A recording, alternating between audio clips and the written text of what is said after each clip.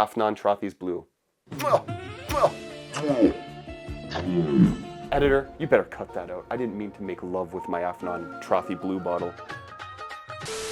It's time for Chad's Secrets to lose the blindingly white skin. It's now time for me to change my background, and it's also time for me to get into a summer fragrance list, this time early. What's going on here? Chad's Secrets early to a season list? What the heck? I'm usually uploading like summer lists in fall, like, I don't know, it never usually times out, but we are here. In this video, I'm going to give you a list of cheap Middle Eastern clones, designers, and niche. I'm gonna cover all aspects, I'm gonna cover all price ranges, and I'm gonna find something for you in this summer of 2025. Now, if you also want to see a video where I cover just cheap and affordable fragrances, you better hit that like and subscribe because I'm watching you. So the first fragrance I want to start off with on this list is a fragrance that I absolutely enjoy to wear in summer times. This is such a nice one and underrated from the brand. This is Mancera's Lemon Lime. It actually has a very nice lemon note on the top, but it's also being surrounded by this orange. So you kind of get a citrusy basket in the opening, but it also has some amber, there's some oak moss, it's a little bit musky. And I know someone's gonna say that it smells like cleaner, but I mean, when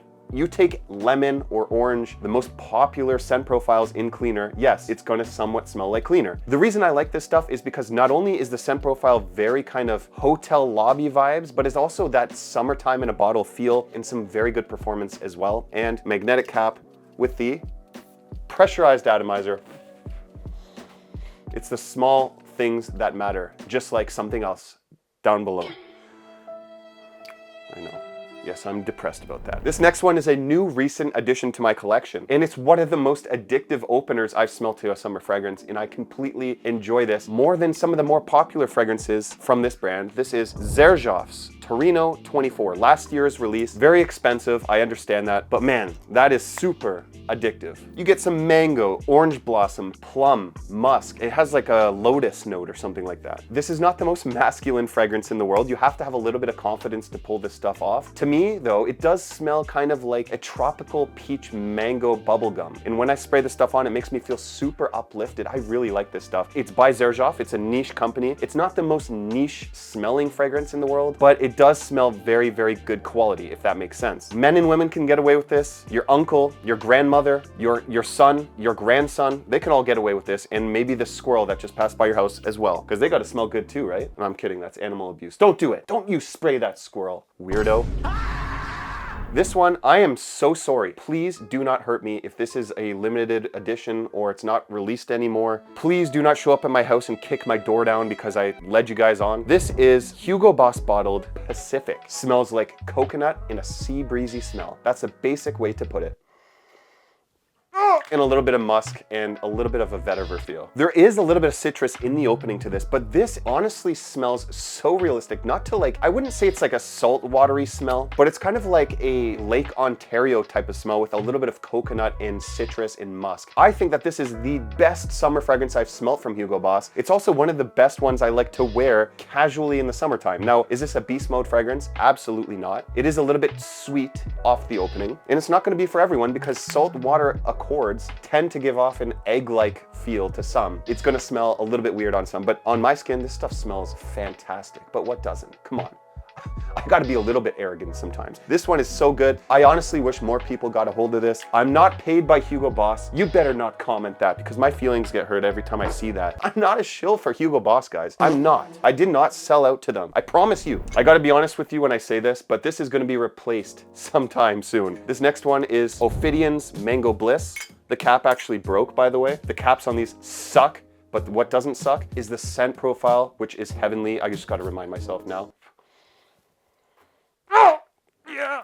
Oh, yeah. It's so good. It's so good. Super addictive because it is basically taking the Stefan Humbert Lucas DNA of God of Fire and making it to an affordable clone that everyone can enjoy. That's why I think that this is a good fragrance. You get some mango, you get some kind of berry-like smell. There's a little bit of ginger and lemon. Very unisex. The performance is very good for this type of scent profile, which I like. That's literally like a tropical drink. I love that stuff. Is this close to God of Fire? I have absolutely no idea, but the reason I say it's going to be replaced is because I'm buying God of Fire soon, and I'm gonna have to sell my kidney to afford that fragrance, but you know what? Even if my body does not function, at least I smell good. That's all that matters. I think I've lost my mind. Too much scented alcohol. This next fragrance is no stranger to being on my lists. I know I talk about it a lot. When I did a tier list of the most popular fragrances, not even ranked by me, and I put this brand in the tier list at the top, people unsubscribe. I'm gonna miss you guys so much. Keeps me up at night. This is Jean-Paul Gaultier's Le Beau Le Parfum. I would say probably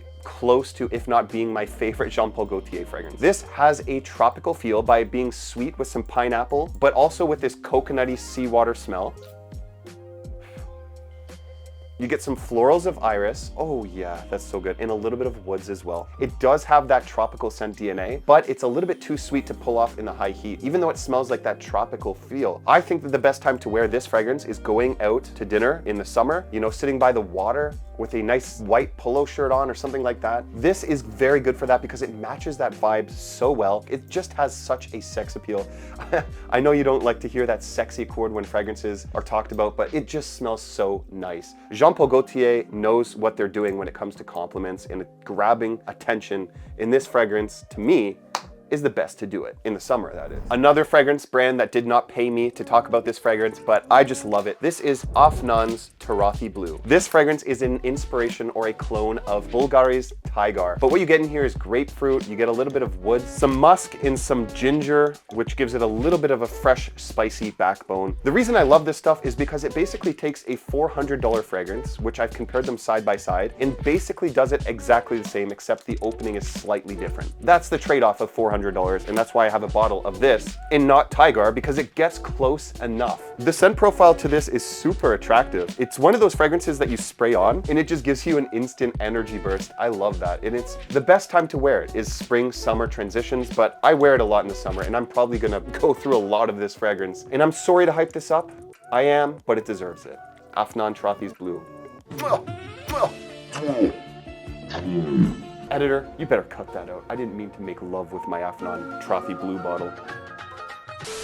Like I said, I'm losing my mind slowly but surely, guys. But the only way to save me is by subscribing and liking this video, so you better do that. Okay, this next fragrance by the Terre de Hermes line, one of their best for the summer. This is Terre de Hermes Eau Givree. When I initially got this stuff in, I wore it a lot because it's such an attractive, kind of uplifting, energetic scent profile. It has some citron notes in there, a little bit of musk and woods. You kind of get that sprinkle of the Terre de Hermes DNA, but this one is just like so much cooler. It's really nice. Now, performance on this is the one thing that I'm gonna see a lot of people complain about. I understand you. This is not the beast mode performance that you're expecting, but again, it's summertime. Not a lot of fragrances in the summer are beast mode. They're just fresh. You don't want a beast mode fragrance in the summer. At least I don't, because I think I would actually choke myself out. Like, I would probably be found headfirst in the sand on a beach and people would be coming up to me and kicking me and poking me with a stick if I sprayed on a beast mode fragrance in the summertime. And I don't think I want that. Maybe I do, I don't know. I haven't thought about it enough. But this one is so good. Honestly, if you haven't tried this one, you need to give it a go. It's the best Terre de Hermes for the summertime. Now this next one, I even compared it to talking about a brand that you're gonna be surprised I'm not featuring in this video. There's no Louis Vuitton fragrances in this list. Why? Because I just don't wanna buy any of them. But I compared this one to Afternoon Swim, kind of having a similarity, not the same fragrance, but this is Aqua de Parma's Arancia de Capri. This is from their Blue Mediterraneo line. Now the reason I compared this to Afternoon Swim, citrus and orange. That's why. That's the only reason why, but this does citrus and orange way better, more realistic smelling. And honestly, it's just a better scent profile in general. That's no shade or hate towards people that like Louis Vuitton. You're allowed to like what you like. I just don't feel compelled to own any other fragrances, but I am compelled to own this one. Oh my goodness, that smell is so good. It also has a little bit of petitgrain and musk in here. So the petitgrain gives it that kind of orangey, kind of green, leafy feel. It's an eau de toilette, but for eau de toilette in natural kind of smell, this performs heavenly. I think that this is the perfect balance for a natural citrus of high quality from a niche brand and under, like, I think it's like friggin' under $100 for this 125 ml, 150 ml. So this next one is gonna be a surprise to a lot of people because I didn't seem like too impressed by this fragrance when I first got it, but over time it has grown on me a lot. And this is Afnan's 9 p.m. Rebel. So you get that kind of like, almost like juicy kind of canned pineapple smell with some oak moss, some musk. It's very fresh and fruity and sweet. And it honestly might be too sweet for some. The one thing I've really enjoyed about this fragrance is it is quite strong. And I want a fragrance that's gonna last me a long time in the daytime. This I know has my back. That's why I like it so much. And that's why it's kind of grown on me. Now at an affordable price range, which is my one criticism I had about this. When it came out, it was too expensive. Now, I think it's like $40 Canadian or less. I've switched up on this fragrance and I might give it a full review, but definitely let me know in the comments if you agree on my assessment to this fragrance. It grew on me over time. I really like it now. Warning, warning, this is probably the worst performing fragrance of this video that I'm about to talk to you about now. It's like a 9 out of 10 scent profile and its only drawback being the performance. This is Dior Homme Cologne. A lot of people talk about this fragrance being one of the best summertime fragrances of all time, and I completely agree. And the reason I didn't buy this is because of the performance. You have to understand what you're getting yourself into with this fragrance. Let me explain. This is basically a citrus musky fragrance with a little bit of sweetness, almost coming across like a lemonade in the summer. Very cooling, very refreshing, and that is exactly eau de cologne concentration should do. This is a cologne concentration. If I just feel like I want a refreshing feel, and you know, you're going around and you're just like dripping of sweat and your skin musk is coming out, this is when I spray this on, because this actually acts as like a second skin. It's not a projector, but when you get in close, it just refreshes the smell of your skin. And that's what I use this as. I literally spray on like 10 sprays plus every time I wear it because its performance is not good, but I like that it acts as a second skin, and a scent profile so addicting. Dior really knows how to do perfumery. This is Dior Homme Cologne, and it's a banger. Guys, like I'm giving you so many good fragrances here. This is a dual pack. I'm gonna give you a 2-pack. You need to try these fragrances out. Atelier cologne fragrances. Why do I like them? 91% natural ingredients and an extremely high quality natural scent profile. The two that I like to suggest, Pacific Lime, which basically has a eucalyptus lime coconut feel with a kind of like a fruit juice backbone to it.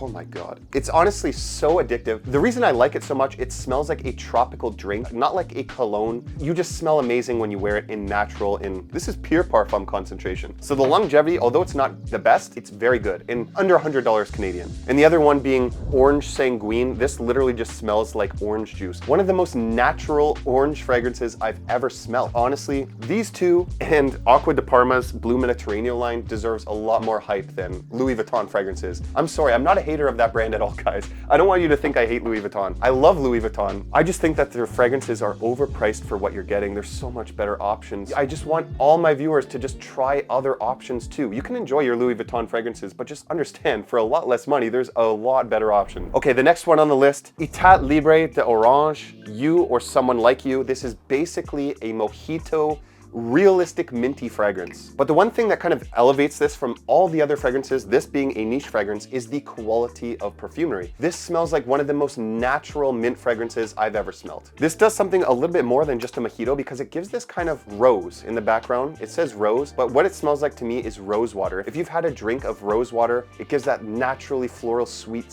taste to it. That's kind of what's going on in the background of here, with some citrus and realistic mint and musk. Not a beast mode fragrance, but this is super affordable too. I think I got this for like $80 Canadian. There are so many good niche fragrance companies that sell cheaper fragrances that you can get at a very good price, and this is definitely one of them, guys. I really want people to start exploring some of the stuff I'm suggesting and not just the hype beasts of the summertime, you know, because you might find some gems. I think I've talked about some gems in here, but I know you know some gems too. So please let me know in the comments below your favorite summer fragrances that you're gonna be wearing this year.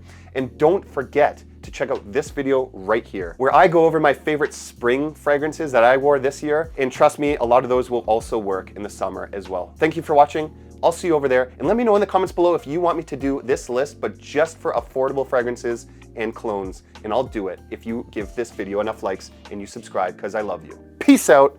I'm gonna go tanning even though yesterday was snowing. That's Canada for you. I don't know. It's a weird country. We got beavers and polar bears and igloos. Yeah.